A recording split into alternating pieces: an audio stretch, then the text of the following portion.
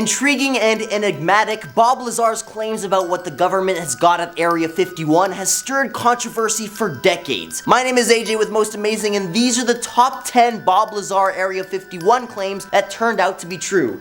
Let's get our Bob Lazar glasses here and get it started. At number 10 is the Propulsion System. It's been quite the astonishing turn of events when you consider Bob Lazar's claims about UFOs in Area 51. Now, for those of you who might not be familiar with the story, Bob Lazar came forward with some rather extraordinary assertions back in the late 1980s, claiming that he worked at a secret facility near Area 51 called S4, where he was said to reverse engineer extraterrestrial spacecraft. And one of his most intriguing claims was about the way these saucers operated. Fast forward to today, and we've got this remarkable video footage from Commander David Fravor released by the Pentagon, showcasing a UFO doing exactly what Bob Lazar described decades ago, rotating at high speed with sharp angular turns, flying belly first. According to Bob Lazar, that's thanks to the gravity amplifiers along the underside of the ship that Bob had described centuries ago, as opposed to the classic rendition of a saucer flying parallel to the ground as we'd see in sci-fi. While Bob and the gimbal video both showed us that while it does have the capacity to fly like a frisbee, it can conjure what's essentially a powerful gravity vortex underneath the craft to pull it at extremely high velocity. Like, if you were inside one of these bad boys at speed, it would feel like you're falling downwards, nearing Mach something. It's one of those moments that makes you question just how much we might not know about the universe and what's happening in the shadows of government secrecy. The convergence of Lazar's claims and the actual evidence is undeniably mind-boggling. If you're enjoying this video so far, you can support the channel by pressing like, subscribing to Most Amazing, and ringing that notification bell. At number 9 is Element 115. The revelations about Element 115, which Lazar insisted was the key to alien propulsion technology, eventually found their place in the scientific lexicon. See, back in the late 1980s, Lazar made waves by asserting that Element 115, or what he called unpentium, was the fuel source for extraterrestrial UFOs he alleged to have worked on at Area 51. Skeptics scoffed as Element 115 wasn't officially recognized at this time. Fast forward to today, and we've synthesized Element 115, now known as Moscovium, in a lab setting. But here's the twist. Our most stable isotopes of Moscovium have a fleeting existence lasting mere milliseconds. Yet Lazar continues to claim the existence of a stable isotope that powers these otherworldly craft. It's a tantalizing mystery that leaves us pondering the potential secrets lurking within the cosmos and deep within the confines of Area 51. At number 8 is the FBI raid. Back in 1989, during a live interview with George Knapp, Lazar made headlines by disclosing his work at the mysterious Area 51 Section S4, reverse engineering these extraterrestrial craft. He even claimed to have stolen a piece of Element 115, which purportedly powered these spaceships. Now fast forward to 2019, when United Nuclear Scientific, Lazar's scientific supply company, was raided by the FBI. Conspiracy theorists believe that the Feds sought his supposed Element 115 samples. Now, there are some government-released documents that paint a different picture,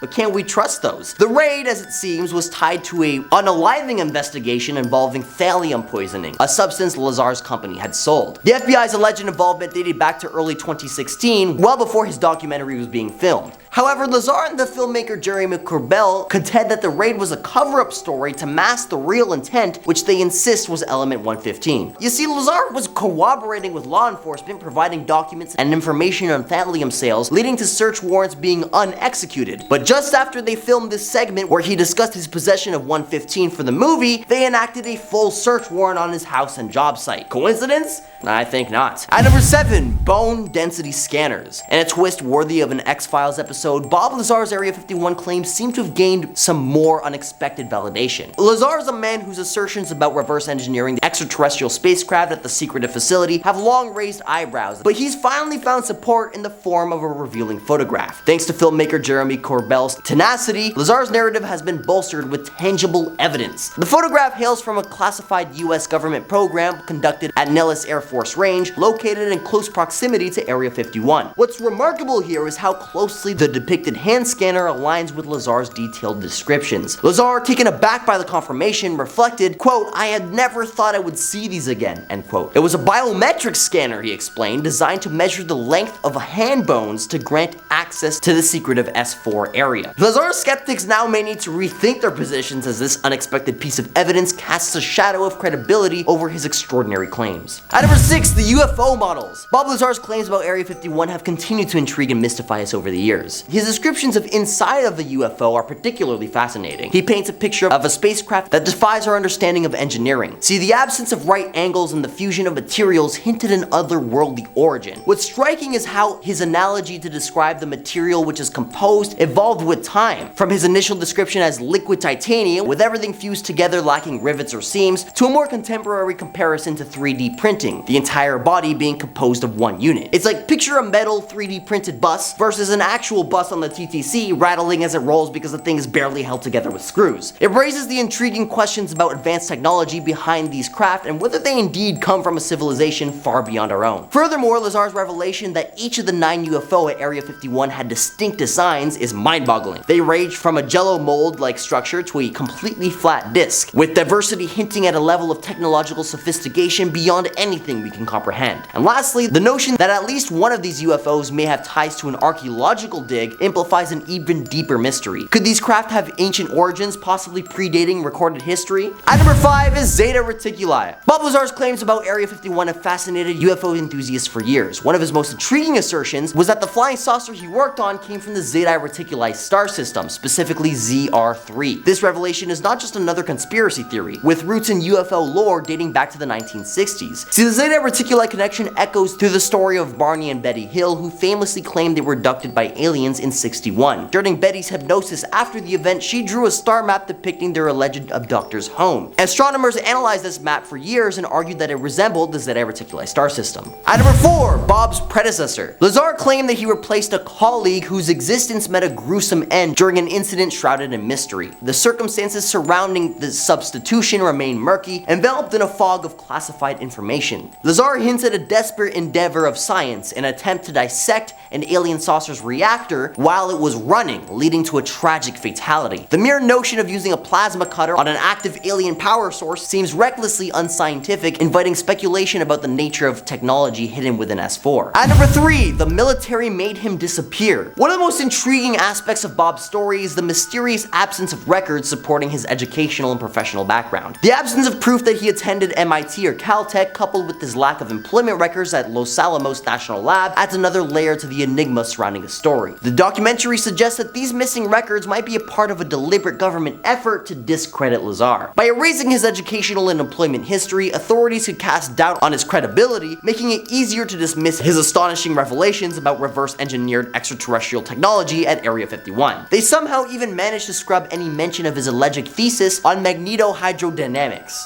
While the missing birth certificate may seem like another element of this conspiracy, it's essential to scrutinize the available evidence and weigh it against Lazar's claims and arrive at a balanced perspective on this perplexing Area 51 mystery. At number 2, the Tic Tac. Remember the Tic Tac encounter back in 2004? Black Aces commander Dave Fravor thought it couldn't be any type of earthly origin, hinting at anti-gravity technology. Interestingly, when Lazar saw the footage, it matched his description of one of the 9 craft in the hangar at S4. Former Pentagon intelligence officer Lou Ezinaldo revealed the military secret study aimed to decipher the physics of these UFOs, suggesting that they rely on exotic metamaterials, echoing Lazar's claims. So what was once ridiculed as conspiracy is now a tantalizing mystery that even the Pentagon can't ignore. We're living in a world where truth is stranger than fiction. And at number 1, how did they even get here? If manipulating gravity with negative matter wasn't wacko enough, according to Bob, who allegedly got all evidence of his degrees scrubbed by the government, he delved into the idea of manipulating the permittivity and permeability of free space to tinker with the speed of light. Yeah, this might sound like science fiction, but it's not. See, recent developments in metamaterials and photonic engineering have shown that we can indeed manipulate these properties at certain frequencies. This revelation potentially opens doors to rethinking our understanding of relativity. Lazar's notion that relativity could emerge from the depths of quantum mechanics is a concept that tickles the mind of physicists. Could light itself be the architect of space-time bridges between distant points in the universe? It's a tantalizing thought. And while we're not zipping across the cosmos yet, Lazar's claims are no longer brushed aside as pure fantasy, leaving us to ponder the mysteries of what we thought possible. As we navigate the mysterious world of conspiracy theories and government secrecy, it's essential to approach such claims with a discerning eye and open mind. While elements of Bob's story have been validated, others remain shrouded in mystery, reminding us that the quest for truth is a complex and ongoing journey. As always, if there's a Bob Lazar claim you think I've missed, feel free to let me know down in the comments. This has been AJ with Most Amazing Top 10, and I'll catch you all in another video. Later.